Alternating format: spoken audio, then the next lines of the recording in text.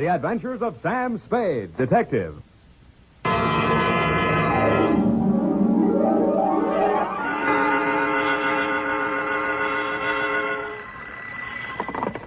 Spade Detective Agency. Me, sweetheart. Oh, Sam, I got it. Got what, my pet? A bank book, Sam. Well, you must advertise in the Lost and Found right away, Effie, and find the owner. There might be sickness in the family. Oh, but it's your bank book, Sam. What? Uh-huh, it has your name on it. Samuel Spade, account number 4. It's a forgery. Somebody's trying to pin something on me. Lock it up and don't touch it until I get there. Oh, all right. Did you make a lot of money on this one, too? Got the check right in my pocket, $500. Oh, Sam, we're making more money than a movie star. Well, almost. And all honestly, too. 600 last week and 500 this week. Yeah, how about that? And life gives a 3-page spread to I Spy Molten. But we mustn't let it turn our heads, Effie. No. We gotta stay in there pitching. I'll be right down to pitch my report on the Adam Figg caper.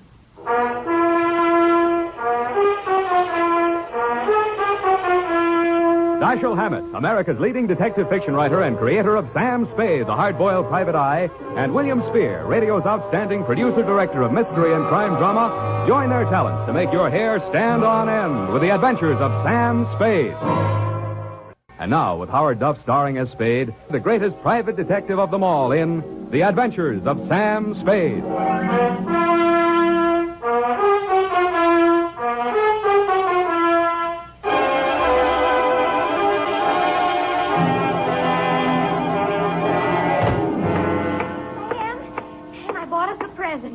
Oh, you're going to love it. Well, we gotta watch these expenses, Effie. There's always something. Yes, but this will be saving. It saves confusion and saves fretting. Mm-hmm. Now, this gadget here, what is it? It's a Minirobot.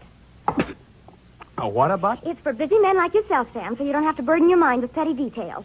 You see, it has this dial on it, right here. And you drop these little cards in this slot. Mm-hmm. You don't have to worry about that. That's for me to take care of. Oh, good. Then, when you come into the office, and supposing you have an appointment with Mr. Jones at 2 o'clock, and you forgot about it, you just dial 2 o'clock, and the little card pops out. And it says Mr. Jones on it. How do I remember to dial 2 o'clock? Oh. Well, maybe it's in the instruction book. But anyway, now go ahead, Sam, please. The card's right in there. Now, dial 2 o'clock. Go on, Sam. Well, let's see. Just like a telephone, Sam. Now what do I do? Well, give it time, Sam. It's thinking. Must have forgotten. Jones. Mr. Jones. Effie, do you think it's dead? Oh, Sam, I don't understand it. It was working perfectly. Well, I'll take it straight back first thing in the morning. You'll have to. It'll never find the way itself. You got your book, sweetheart? Yes, Sam. I don't understand. It was working perfectly. Well, that's all right, ago. honey. It doesn't matter. Date October 5, 1947, to Hillary Exxon Esquire from Samuel Spade, license number 137596. Oh, honey, it's only a memo robot. Subject, the Adam Figg caper. Dear Mr. Exxon, October 2nd in San Francisco was one of those days that you see blown off the calendar by a gust of wind in the movies to denote the time is passing. It was a day for scraping off the minutes with a fingernail file and wondering whether the display ad I'd paid for in the classified section of the phone book wasn't just a waste of money. It certainly wasn't the day I'd expect a leprechaun to walk into my office. He said his name was Adam Figg. He said he was the butler at Exxon Manor in Los Nidos. The limousine, Mr. Spade, is waiting to take you away. We mustn't keep them waiting, must we? Of course we mustn't. Who mustn't we? Why, Mr. Hillary, of course, sir. Oh, Mr. Hillary. And old Mr. Exxon. The old gentleman is very ill. Dr. Feig's office is down the hall. Turn to your right, second door. Well, I assure you, sir, that Mr. Exxon is the best of medical care. Your duty will be simple, to prevent his death. Do I donate blood or just frighten away the evil spirits? Oh, it isn't quite that, sir. Someone is trying to kill Mr. Exxon. He's a very sick man, and I'm sure he'd prefer dying from natural causes. Uh-huh. I get $25 a day in expenses. Here is an ample amount in advance. But you should know, sir, that the old man is a nasty, cantankerous, villainous, crooked, intimidating... $500? Please, Figg, you're talking about the man I love. Los Nidos was at least an overnight caper, so on my way out, my lovely and charming secretary, Miss Perrine, handed me a brown paper bag which contained A, one pair of socks, darned, B, one shirt, ironed, and C, the apple which she always polishes for me the night before. We arrived at your large Southern-style mansion 2 hours later. Figg! Oh, Figg, where the devil have you been? To the city, sir. I can't find the keys to the liquor closet. Where are all the maids? What happened to that cook we hired yesterday? Who is this man, and why is he wearing that necktie? This is Mr. Spade, sir, the detective. I'm Hillary, Exxon. Come in, please. Go on upstairs, Figg. See what that girl is doing to my father. I don't believe she's in this at all. Very good, sir. In here, Mr. Spade. Pardon the condition of the house. The old man has been firing the servants again. Your father, you mean? Yes. Every time he gets shot at, he fires all the servants. He gets shot at pretty often? About once a year. In the fall. You always hire a detective? No. Oh, dear. I'm not keeping you up, am I? No, excuse me, please.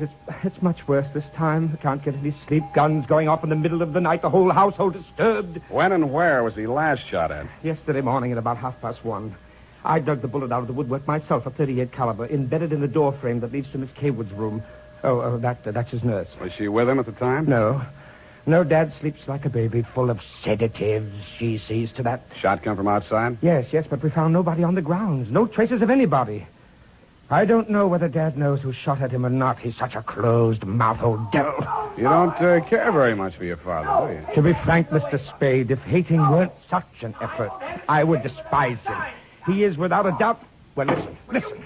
Get out of here! There, that's just a sample. Well, come on, let's see what's eating him now. Get out! Talk to me like that. I tell you I won't stand for it. Well, you don't have to stand for it. Take that silly painted thing out of my sight. Don't you dare! Get out! I'm quitting, Mr. Exxon. I can't stand it another minute. Yelling, screaming, throwing things at You him. must have done something to set him off. But I didn't, I tell you. I didn't. This is Mr. Spade, Miss Kaywood. A detective? Will it make you happier to know that I'm a private detective, Miss Kaywood? Well, Mr. Spade, I only hope you can prevent a murder. If there's any way at all that I can help, Thanks. I'll see you downstairs after I've talked to the old man. You'd better go in alone. Of the great Lord Buddha himself. That remained in the temple of... Do you have a throat spray downstairs? I seem to be congested. Oh, go away. Go away! Go away! Oh, well, wasting ammunition. Well, who are you? If you're a total stranger, come on in. Well, don't be afraid, son. Come on over where I can look at you. It's hard to keep my eyes open. Oh, I mustn't do that. Oh, so you're the detective, eh? That's right, Pop. If you want to take a little nap or something, I'll come back later. What did I say just now? Come back later? No. There's no reason for you to come back later. I'll say everything I have to say right now. The shot woke me. I didn't see anything. I don't know anything. I've got a million enemies. I can't remember the names of any of them. Why don't you try to remember? I gotta have them checked. You're wasting your time, Sonny. In my day, I've wiped out 100 men, and I'll outlive anybody who's gunning for me now. You must be proud of your past, huh? Proud? Sonny, a past like mine is the finest thing an old man can have. I've swindled my partners and betrayed my friends. I've turned state's evidence just to see my associate get sent up for 20 years. And they say my wife died under peculiar circumstances, and I got rich off her insurance. Now I'm done talking. Do me a favor, son, please. I've got to get a half hour, 20 minutes sleep alone. You'll keep them out, everybody. Please, will you? Sure, Pop. Go ahead. Go on, sleep. Oh, thank you.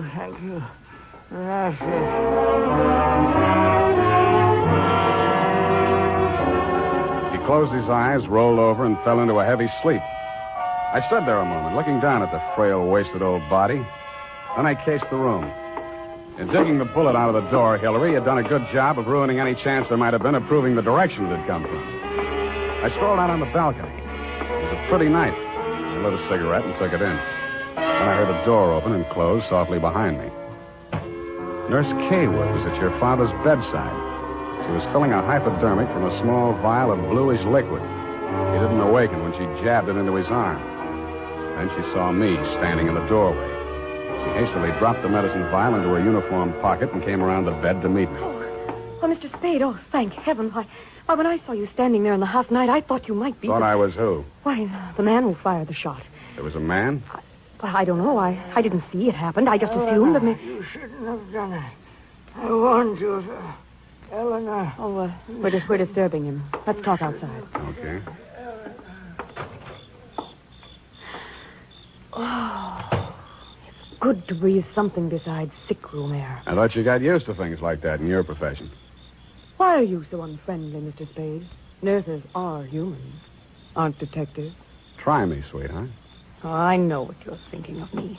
But after a week in this horrible house, that poor old man, he's frightened. He's really frightened. What of? By the shots. 38 caliber or hypodermic? Surely you don't think that He's supposed to be under sedatives. The doctor's orders. Sorry, sweetheart. It's my job to suspect everybody. Oh. Can't you forget your job, even for a moment? Sure. If you don't mind the fact that I know you're a liar, that I'd make book you didn't come here primarily as a nurse, and what's worse, your act's not even convincing. Oh. Is it that bad, Sam? Yeah. Almost bad enough to be good. Come here. Oh, I hate you.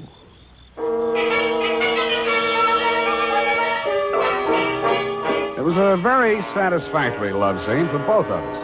For reasons of her own, Barbara wanted to keep me out of that sick room for a while, and she did. For reasons of my own, I wanted to get that medicine vial out of her uniform pocket, and I did. Then, as suddenly as we had fallen into love, we fell out again. After she'd gone to her room, I went back to my sentry duty around the house. Under a light on the front veranda, I examined the bottle from which Barbara had taken the injection for your father. It was labeled sodium thanatol and had been dispensed by a firm called Ibis Chemicals Limited in Cairo, Egypt. The scream filled the house, high and frenzied. I started running toward Barbara Kaywood's room. I slammed the terrace door open and found the light switch. Barbara was sitting upright in the center of a bed. Her face jerked up so abruptly that it seemed her neck had snapped. She clutched both hands to her chest and fell face down among the bedclothes, staining them with her blood.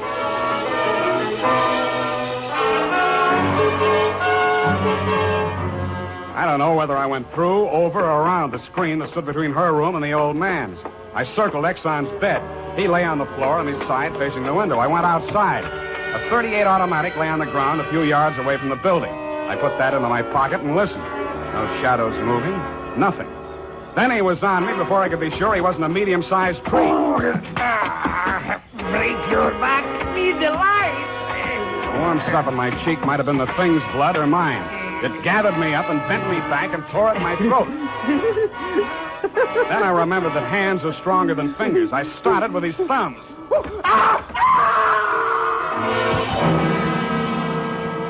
He lay there for a moment, then his huge body began to twitch. He was holding his fingers and sobbing like a baby. I pulled him up to his feet, poked him in the back with the flat of my hand. I followed him through an opening in the hedges and down a long, pitch-dark lane toward the lights of a squat brick house set on the top of a slight rise. As we approached it, a door opened and light streamed out onto the porch. The tall man framed in the doorway was the last person in the world I expected to see. Ah, Marcus, you brought it. Oh, master, very delightful service, but how much pain in fingers. Always complaining, Marcus. Welcome, Mr. Spade. Come in, my dear fellow. Come in. I've been expecting you. The lost family fortune by blackmailing me. And if you don't remit, Exxon could have you booked for forgery, blackmail, definition of character. Oh, my dear fellow, please. This is most painful. But if I had but the original letter, I could destroy it and go back to the felt. Ah, the felt. What happened to it? That Figg, that stinker stole it. He burgled my home. Are you taking pot shots at old Exxon? Well, don't be a fool, man. I want Exxon to stay alive. I must find out some part of his life which will have an exchange value that will cancel out what he has on me. By the way, old thing, you met Miss Kaywood. Mm-hmm. At the present moment, she's milking me for $150 a day. Oh? She's supposed to goad the old man, by whatever means necessary, into talking about his past. And that information she is to bring to me. Well, that ought to be easy. Exxon brags about his past. Now, so far, I've learned that Hillary Exxon stole 2 heifers at a livestock show in Abilene in 1906. I feel for you, Captain. That wouldn't get much on the current market, would it? My dear fellow, I've a proposition to make to you. Should you ferret out anything that would be of value to me, I'll reward you handsomely. Well, maybe something can be arranged, Captain. Good, excellent. May I have your word on that? Well, there isn't much time, Captain. I'd better trot on back. I'll show you to the door, sir. And let me warn you, Mr. Spade, for your own good, should you ever hear the thrum of Ibis wings, run. Flee. I assured him that I would heed his warning, bade him good night, and started back down the lane in the direction of Action Manor. Business was going on as usual. There were no shots this time, only the scream. When I got to Barbara's room, you and Adam were standing at a bedside trying to quiet her down. Well, Mr. Spade, is this the way you guard the house against intruders? Where have you been? Ask Adam. What does he mean by that, Figg? I'm sure I don't know, sir. I've not left the house, sir. What happened here? Oh, she woke up screaming. She said someone had come into the room and torn off her bandages. A nightmare, of course. Please, I want to talk to Mr. Spade alone. Oh, please go. Adam, you go too. Please, Hillary, you go too. Good. Some questions I want to ask you, sweetheart, alone. But look here, Spade, look here. She just had a terrific shock. She shouldn't be questioned. Well, the code of detective transcends that of the medical, Mr. Hillary. Huh? Perhaps he should have a few minutes alone with Miss Kaywood. Oh, very well, Figg. I suppose you know best. Remember what the doctor said, Miss Barbara. Not too much exertion. What happened, Barbara? Oh, it could have been a dream. Somebody was standing over me in the darkness and peering down at me. And then he started to rip off my bandages, and I screamed. And when Figg came into the room and he turned on the lights, he was gone. It could have been a dream, Sam, and I could have been clawing at the bandages myself in my sleep. But you weren't. It wasn't a dream. I've been talking to Captain Sherry. And then I thought... well, how much do you know? That you've been feeding the old man truth serum to get him to talk in his sleep. Oh. How much talking has he done? Well, plenty. How much you told Sherry? Well, just as little as possible. Why?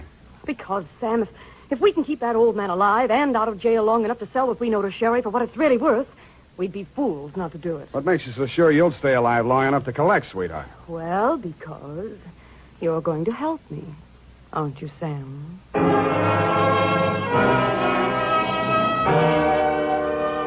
So I helped her, but not for the reason she thought. I made a lot of noise leaving her room and going to mine. Going back, I didn't wear any shoes. I slipped into a clothes press in her room so quietly that even she didn't hear me. I left the door slightly ajar and waited. Time passed, and I was stiff from standing still. It happened at about 3 a.m.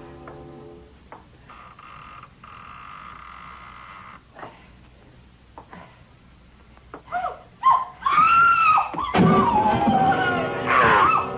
crazy, feverish glare of his eyes told me that the threat of the gun in my hands meant nothing to him. I jumped to his side, twisted the knife away from him, picked him up in my arms, and carried him, kicking, clawing, and swearing, back to his bed. He lay there, breathing hard. Then he smiled. You're a smart one, Sonny. You had me figured out the first time you came in here, didn't you? Not quite, Mr. Exxon. The gun under your window was the clincher. That gun? Sure. I had it under my pillow all the time. I got tired of shooting into door frames. Look, you're dying, Mr. Exxon. There's no use trying to make up stories now. You're right, Sonny. I knew that nurse would sit up in bed after I fired tonight. And then I let her have it right through the screen. Why? You know why well enough. She was doping me up and sneaking in here at night, listening to what I was babbling about. Maybe you weren't saying anything important, Mr. Exxon. I might have, Sonny. I might have. 14 years ago, I killed my wife. I wanted to carry the secret to my grave.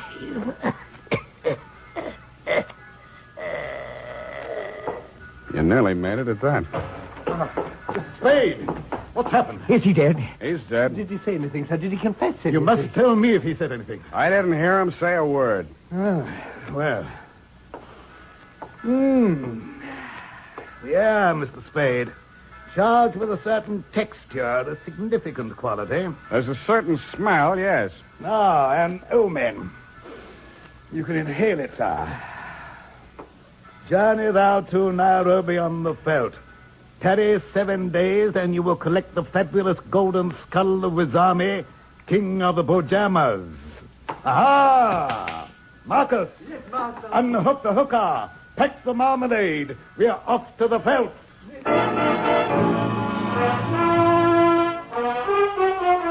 Just then, a flock of birds broke across the horizon, screaming. There must have been thousands of them, but not ibis, Mr. Exxon. Vultures. I suppose if you're going to pay any attention to omens, it's a good thing to know your birds. Period. End of report.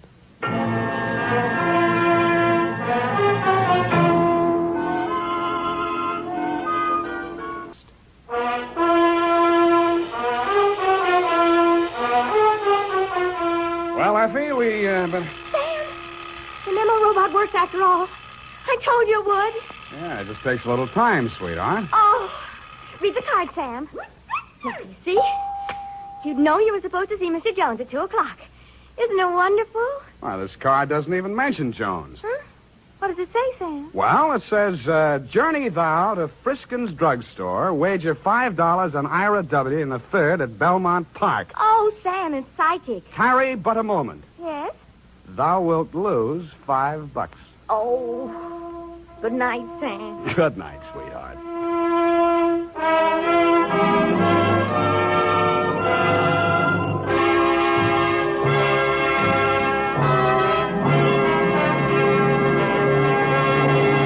The Adventures of Sam Spade, Dashiell Hammett's famous private detective, are produced and directed by William Spear. Sam Spade is played by Howard Duff. Lorene Tuttle is Effie. The Adventures of Sam Spade are written for radio by Bob Tallman and Gil Dowd, with musical direction by Lud Gluskin. This is Dick Joy, reminding you that next Sunday, author Dashiell Hammett and producer William Spear join forces for another adventure with Sam Spade.